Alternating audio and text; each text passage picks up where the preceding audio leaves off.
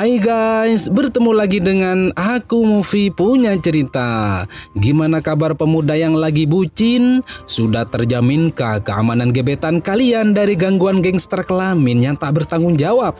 Jika belum, aku Mufi saranin, jagalah keamanan si doi sebelum terlambat. Karena pada kesempatan kali ini, aku Mufi akan membahas film yang judulnya sangat panjang ya. Lebih panjang dari ukuran ideal 12-14 cm. Wah, itu mah bukan judul bang, tapi adul. Film ini berjudul mengisahkan perjuangan seorang pria dalam menjaga gebetannya dari gangguan para pepacor alias perebut pacar orang. Sampai-sampai pria tersebut keluar dari desanya untuk memperdalam ilmu bela diri demi menjaga keamanan sang pujaan hati. Hingga pada akhirnya pria tersebut disegani seluruh dunia persilatan dari Sabang sampai Merauke karena menjelma menjadi pendekar terkuat. Akan tetapi takdir berkata lain, kelihayan bela dirinya tak bisa menyelamatkan si doi dari cengkraman penjahat. Bagaimana kisah lengkapnya? Mari langsung ke ulasannya. Film diawali dengan perlihatkan seorang murid Shaolin bernama Liang Kun sedang berlatih kungfu. Lalu, para juniornya yang mengagumi kehebatannya meminta Liang Kun untuk memamerkan jurus tangan besinya. Merasa tersanjung akan pujian mereka, akhirnya Liang Kun memperlihatkan kemampuannya itu.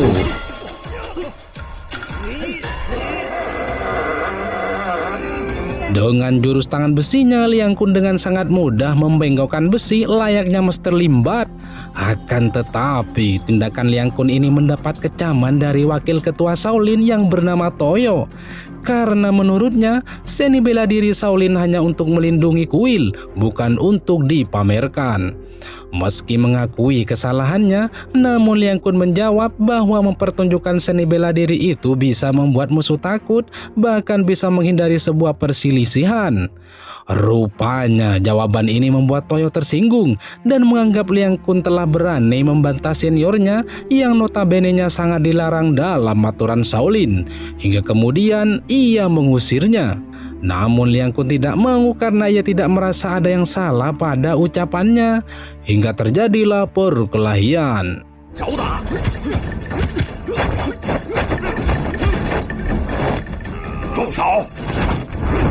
Untung saja di saat Liang Kun melancarkan jurus tangan besinya, ketua Shaolin yang bernama Jarwo berteriak memanggil Liang Kun. Hingga dengan seketika Liang Kun berhenti melakukan penyerangan dan meminta maaf pada Toyo. Kemudian Jarwo memanggil Liang Kun untuk menemuinya di kuil Shaolin. Sebagai ketua Shaolin sekaligus sebagai gurunya, Jarwo mengatakan jika Liang Kun sudah saatnya turun gunung alias keluar dari Shaolin.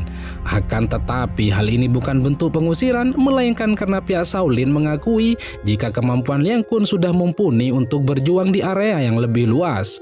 Jarwo pun berpesan pada Liang Kun agar selalu berbuat kebajikan dan membasmi kejahatan. Dengan penuh kesedihan, Liang Kun pergi meninggalkan perguruan yang telah banyak berjasa dalam perkembangan seni bela dirinya itu.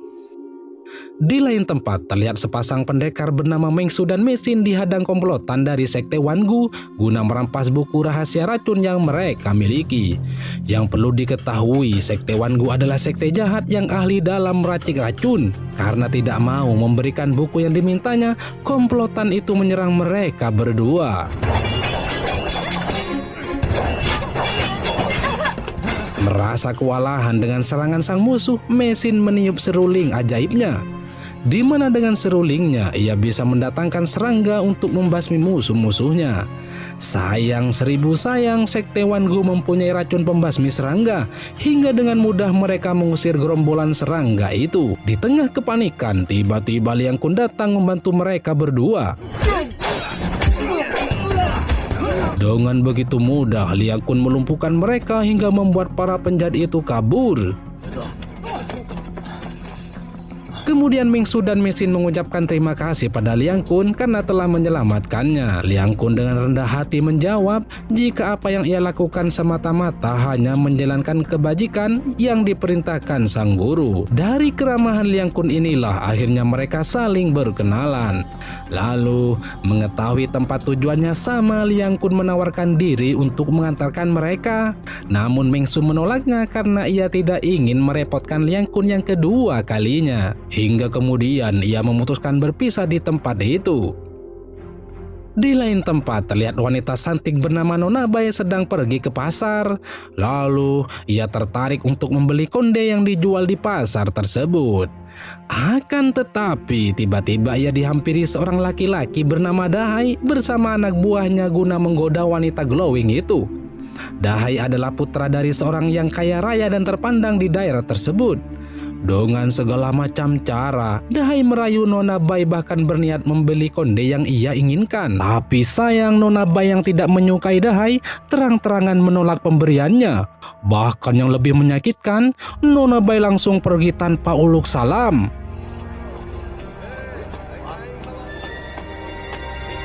Merasa tersinggung dengan hal ini, Dahai menyuruh anak buahnya yang bernama Hamsu untuk menangkapnya.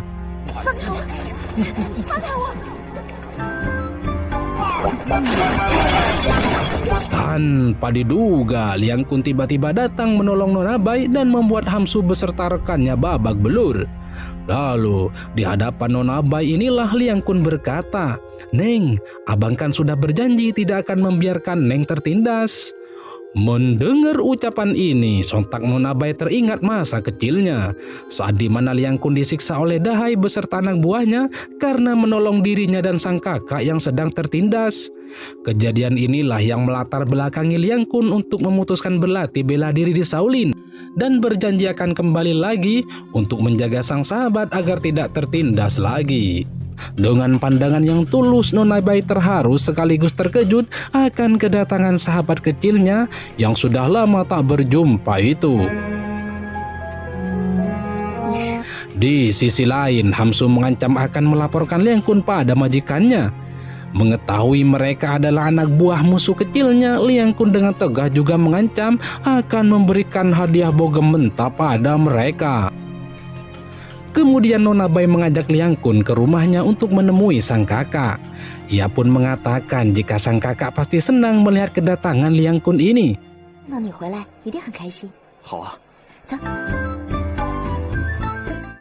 Sesampainya di rumah, Nona Bai dengan gembira ria memanggil kakaknya yang bernama Lauhan dan mengatakan jika Liang Kun datang untuk menemuinya. Terlihat Lauhan begitu terharu dengan kedatangan sahabat yang selalu membantu di masa kecilnya itu. Di malam harinya, Hamsu yang punya rasa dendam mendatangi rumah Nona Bai dan membakarnya.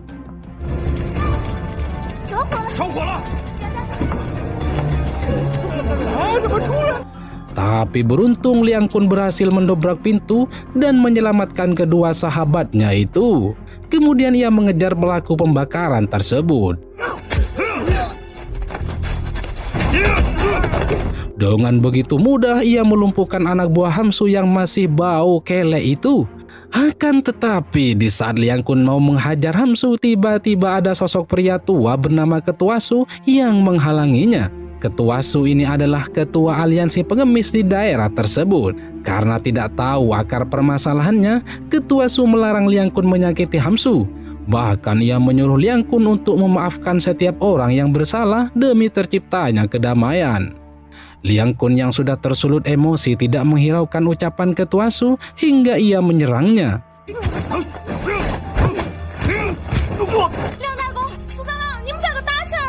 Untung saja di tengah perkelahian Mesin dan Ming Su datang melerainya. Rupanya Ketua Su adalah senior mereka berdua. Kepada Ketua Su, Mesin mengatakan jika ia mengenal Liang Kun. Tak berhenti di situ, Mesin juga menceritakan jika mereka berdua pernah ditolong Liang Kun dari serangan Sekte Wangu beberapa hari sebelumnya. Kemudian Mesin bertanya penyebab perkelahian mereka berdua. Liang Kun pun menjelaskan jika Ketua Su menghalanginya untuk menangkap penjahat yang mencoba membunuh dirinya dan sahabatnya dengan membakar rumah yang mereka singgahi itu. Sontak cerita ini membuat Ketua Su merasa bersalah, apalagi penjahat yang dimaksud telah kabur. Tapi beruntung mesin meniup seruling ajaibnya untuk memanggil serangganya guna menghajar penjahat itu. Dirasa masalahnya sudah selesai, Meng Su menjelaskan pada Liang Kun jika mereka bertiga mempunyai misi melawan Sekte Wangu, sebuah sekte jahat yang bisa mengendalikan dunia persilatan dengan racun yang mereka miliki. Kemudian Ketua Su menawarkan Liang Kun untuk bergabung dengan mereka guna bersama-sama menghancurkan sekte tersebut demi menjaga kedamaian dunia persilatan. Namun sayang Liang Kun menolak tawaran mereka, sembari berkata jika tujuan dirinya berlatih bela diri hanya untuk melindungi orang-orang di sekitarnya.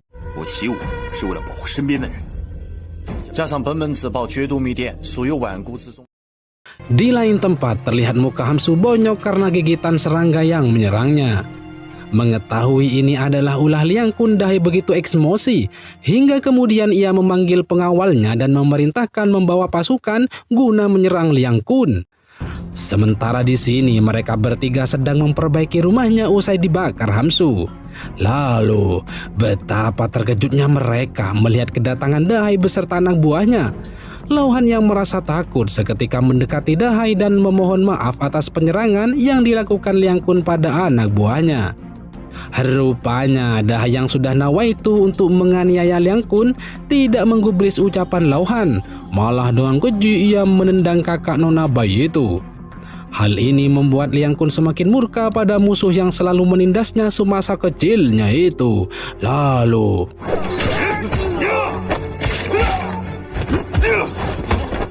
usai dihajar, bukannya meminta maaf, malah Dahai mengancam dan berkata jika urusannya ini belum selesai. Sesampainya di rumah, Dahai memarahi anak buahnya karena tidak mampu mengalahkan Dahai hingga menumpahkan makanan di atas meja. Namun perilakunya ini diketahui sang ayah yang bernama Tuan Gu. Dahai pun mengadu pada sang ayah jika dirinya ditindas bahkan dipukul oleh Liang Kun.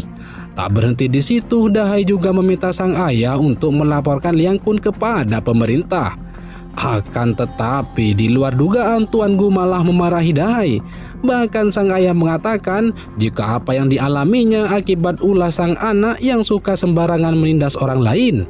Oleh karena itulah Tuan Gu menyuruh Dahai untuk merenungkan segala kesalahannya demi menuju kualitas hidup yang lebih baik. Usai dinasihati, bukannya sadar malah Dahai bertambah stres. Sampai-sampai ia bersumpah jika tidak bisa menghabisi Liang Kun, dirinya bukan manusia. Apa pas?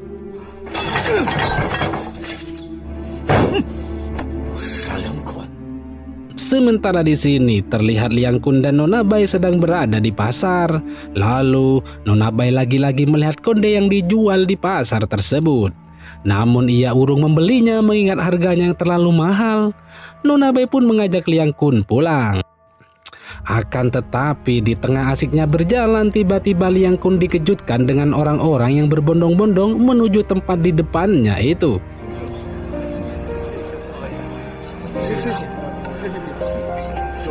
Rupanya di sini terlihat Tuan Gu yang tak lain adalah ayah Dahai sedang melakukan kegiatan sosial berbagi bubur pada masyarakat. Nona Bai pun menjelaskan pada Liang Kun walaupun Dahai adalah anak yang nakal, tapi ayahnya adalah seorang yang sangat baik.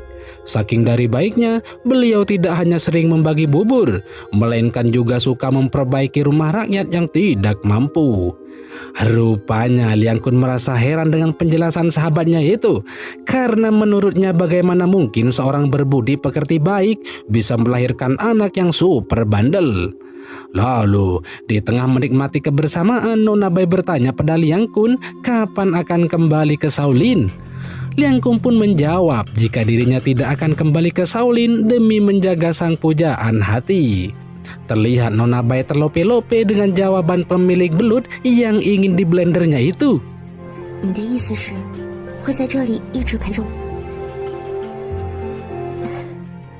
Kemudian kemesraan mereka dilanjutkan dengan memakan bakpao. Akan tetapi di tengah kemesraannya tiba-tiba ada seorang pria yang mengamuk layaknya kesurupan hingga menyerang Liang Kun.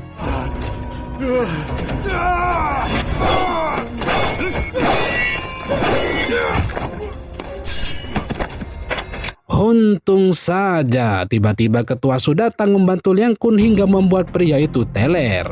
Dilihat dari matanya, ketua Su mengetahui jika yang menyebabkan pria itu mengamuk adalah racun dari sekte Wangu. Kejadian ini membuatnya khawatir, mengingat semakin lama sekte Wangu semakin tak terkendali. Terlebih pria gendut itu adalah korban kelima dalam 1 bulan ini. Kemudian ketua Su menceritakan kepada Liang Kun jika pria tersebut adalah korban sekte Wangu.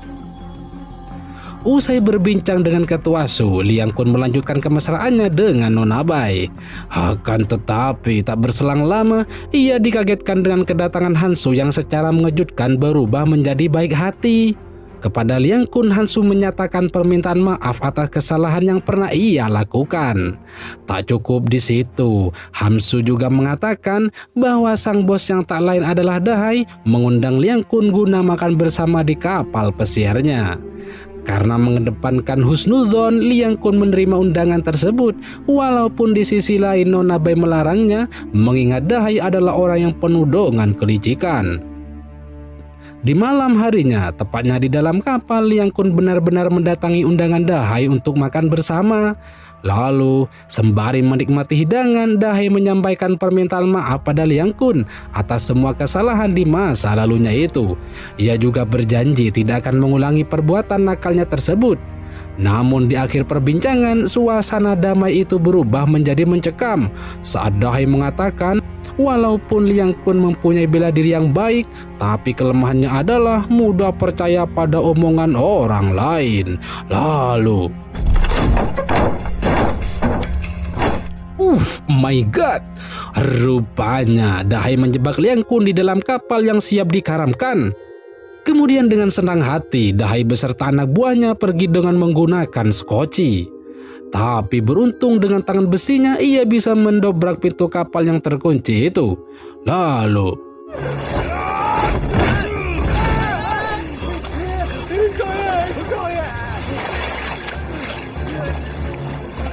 bagaikan ikan mengintip perawan mandi, mereka ngos-ngosan di dalam air usai dijatuhkan Liang Kun. Hingga pada akhirnya Hansu yang tidak bisa berenang dinyatakan modar tenggelam. Sementara Dahai yang berhasil menyelamatkan diri dengan penuh kepanikan meminta maaf dengan bertekuk lutut di hadapan Liang Kun. Ia pun beralasan jika peristiwa ini bukanlah idenya, melainkan ide Hansu yang sudah modar itu. Merasa kasihan, Liang Kun mengampuni Dahai, namun untuk yang terakhir kalinya. Karena jika mengulangi lagi, ia mengatakan akan mengutus malaikat maut. Akan tetapi ketika Liang Kun hendak pulang, secara diam-diam Dahai menikamnya dari belakang. Tuan Gu yang mengetahui kejadian ini segera mendatangi Dahai dan memarahinya karena menganggap sang anak telah merusak nama baik keluarganya. Dan yang mengejutkan, Tuan Gu yang tersulut api emosi memutus tangan Dahai yang terluka, bahkan ingin membunuh sang anak itu.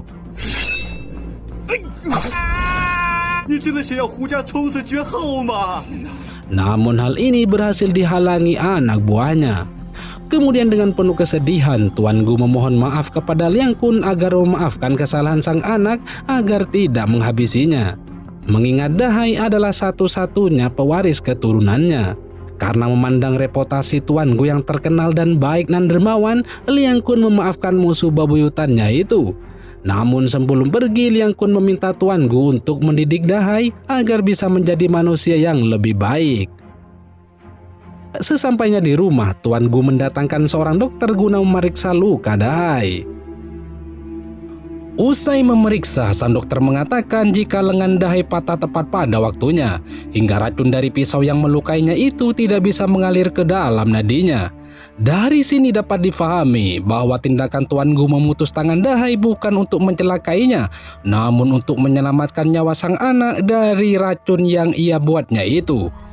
Akan tetapi meski luka di tangan Dahai itu tidak mengancam nyawanya, namun sang dokter memvonis jika lengannya akan mengalami kelumpuhan selamanya.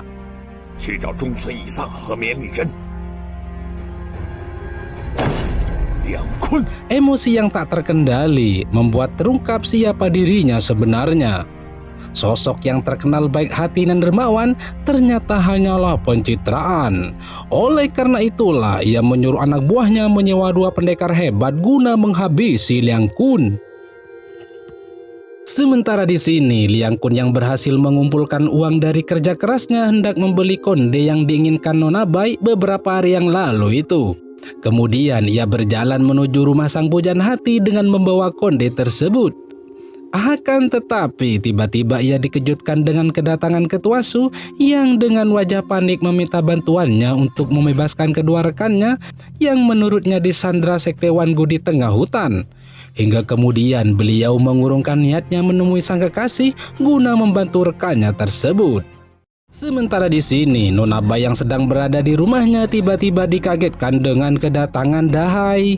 Rupanya kali ini Dahai sudah tidak tahan melihat keglowingan wajah sang bidadari. Hingga dengan penuh semangat ia berkata, "Kali ini kamu tidak bisa lari dari genggaman kuning." Hingga kemudian Dahai membawa Nona Bai ke dalam rumahnya guna menggiling belutnya dengan blender lipat sang bidadari. Di waktu yang sama, Liang Kun terus mengikuti Ketua Su ke dalam hutan guna mencari kedua sahabatnya itu. Di tengah perjalanan, tiba-tiba Liang Kun merasa ada yang aneh pada Tuan Su yang membawanya terlalu jauh ke dalam hutan. Apalagi ia tidak melihat botol arak yang biasanya selalu terikat di pinggang sahabatnya tersebut. Hingga kemudian Liang Kun menanyakan keberadaan botol arak tersebut.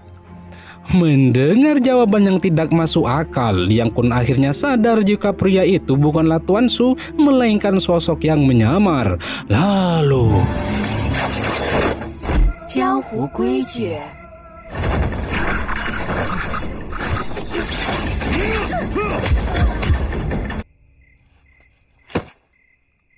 Dengan begitu mudah Liang Kun mengalahkan suruhan Tuan Gu itu.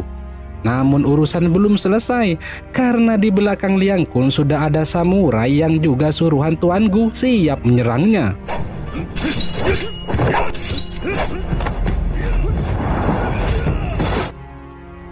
Karena gagal membunuh Liang Kun, samurai yang bernama Tomo itu ingin bunuh diri. Namun Liang Kun melarangnya dan berkata, kegagalan bukanlah suatu aib, melainkan motivasi untuk membuat insan menjadi semakin kuat. Karena kebaikan Liang Kun ini menjadikan hati Tomo tersentuh dan memutuskan menjadi sahabatnya. Kemudian Tomo memutuskan untuk kembali ke negara asalnya yang tak lain adalah Japan. Sementara di sini, Lauhan yang baru pulang terkejut melihat sang adik sudah dalam kondisi terikat di atas ranjang. Lebih terkejut lagi saat di dalam rumahnya ada Dahai bersama anak buahnya. Kepada Lauhan, Dahai mengatakan jika tujuan kedatangannya ini untuk balas dendam karena ulah Liang Kun yang telah menyebabkan tangannya terputus. Lalu, tanpa menunggu aba-aba dari wasit, Dahai mematahkan lutut Lauhan dan memukul kepalanya dengan tangan palsunya. Kemudian dengan membabi buta, Dahai memaksa Nona Bai untuk memblender belutnya yang mempunyai berat bersih 50 kg itu. Waduh, itu mah bukan belut bang, tapi lutut. Sedangkan di sini, usai membereskan kedua musuhnya, Liang Kun segera menuju rumah sang kekasih.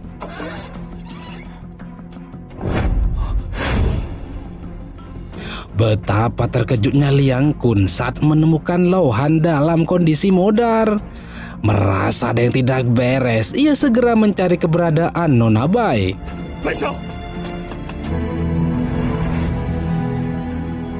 Alangkah sangat bersedihnya beliau melihat sang kekasih modar dalam kondisi bergantung.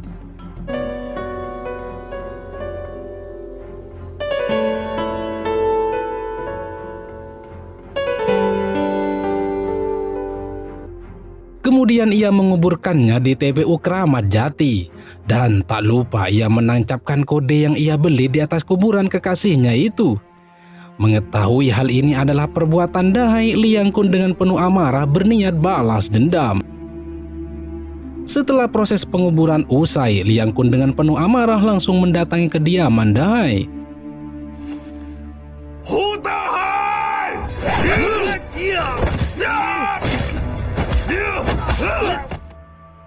Usai menghajar mereka, Liang Kun kecewa karena salah seorang anak buah Dahai mengatakan jika sang juragan sudah lama tidak ada di rumahnya ini.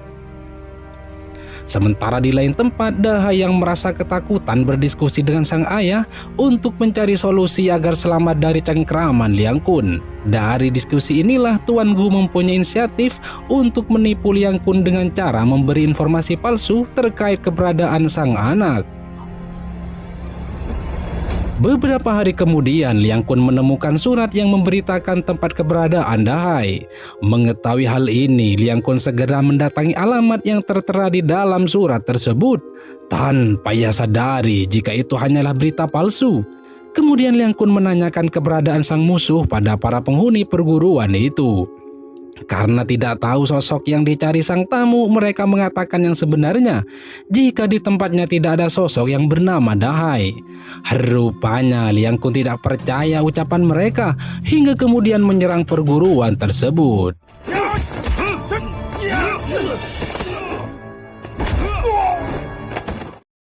Kemudian Liang Kun masuk ke dalam guna mencari Dahai.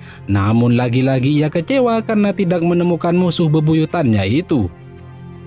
Berita hoax ini berulang kali dilakukan Tuan Gu, hingga mengakibatkan berulang kali pula Liang Kun membasmi beberapa perguruan persilatan yang menjadi korban berita hoax tersebut. Sampai pada akhirnya Ketua Su datang menghalangi aksi Liang Kun dan menjelaskan jika isi surat itu adalah berita hoax yang dibuat Tuan Gu guna mengadu domba Liang Kun dengan seluruh anggota dunia persilatan. Karena mengetahui keberadaan Dahai yang sebenarnya, Ketua Su mengajak Liang Kun untuk menyerangnya. Sesampainya di lokasi, mereka berdua menyamar sebagai prajurit bertopeng. Lalu, mengetahui Dahai ada di hadapannya tanpa melakukan istikharah, Liang Kun langsung menyerangnya.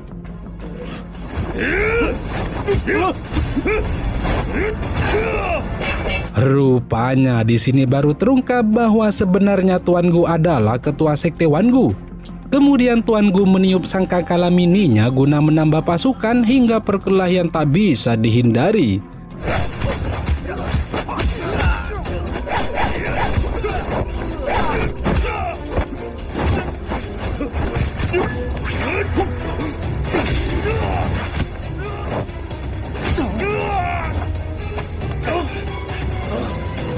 Naas bagi Liang Kun ketika dirinya berhasil dilumpuhkan oleh Tuan Gu dan berhasil dicekoki dengan racun.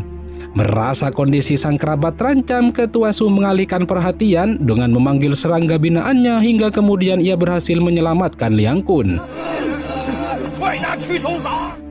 Keesokan harinya, tepatnya di rumah Ketua Su, Liang Kun menghajar kedua sahabatnya itu karena pengaruh racun yang ia minum. "Loh kok bisa bang?" "Ya iyalah, karena sistem kerja racun dari sekte Wan Gu itu akan menghilangkan pikiran sadar korban yang meminumnya, hingga tidak dapat mengenal kepada siapapun. Bahkan yang lebih menakutkan, korban tersebut akan menyerang siapapun di hadapannya karena terlihat sebagai musuh. Mengerikan bukan?" Hal inilah yang membuat Ketua Su dan Meng Su kebingungan cara mengobati kerabatnya itu. Keesokan harinya, setelah direncanakan sebelumnya, mesin menjebak Dahai ke suatu tempat yang tak lain adalah tempat di mana Liang Kun diobati. Lalu, betapa terkejutnya Dahai mengetahui di situ ada Ketua Su. Tambah terkejut lagi saat ia menyadari anak buahnya telah dilumpuhkan. Mengetahui dirinya dijebak, Dahai mengancam akan membunuh Liang Kun. Tapi tiba-tiba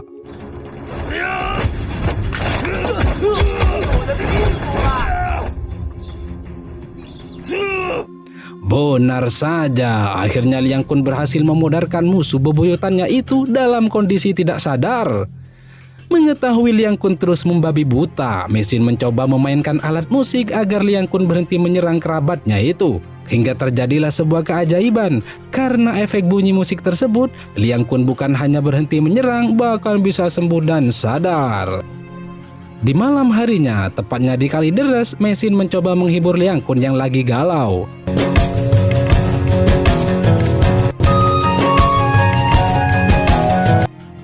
Mengetahui musuh yang dihadapinya begitu kuat, mesin memberikan gelang pada Liang Kun.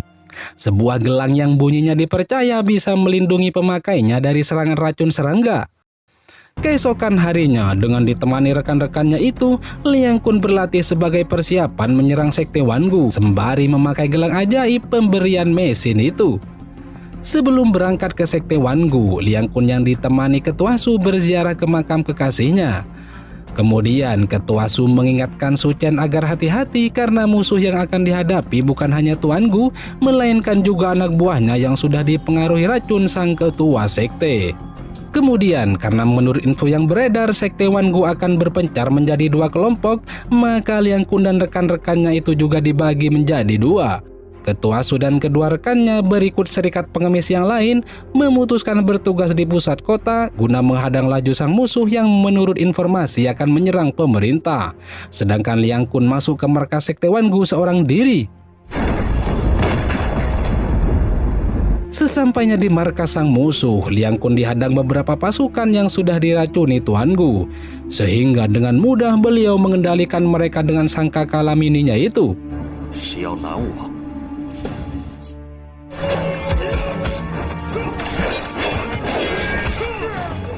Usai dimudarkan, Liang Kun beranjak menyerang Tuan Gu. Akan tetapi Tuan Gu kembali meniup sangkakalanya hingga membuat pasukannya itu siap kembali. Tapi beruntung dengan bunyi gelang pemberian mesin, Liang Kun berhasil melumpuhkan mereka dan membuat sangkakala Tuan Gu tidak berfungsi. Lalu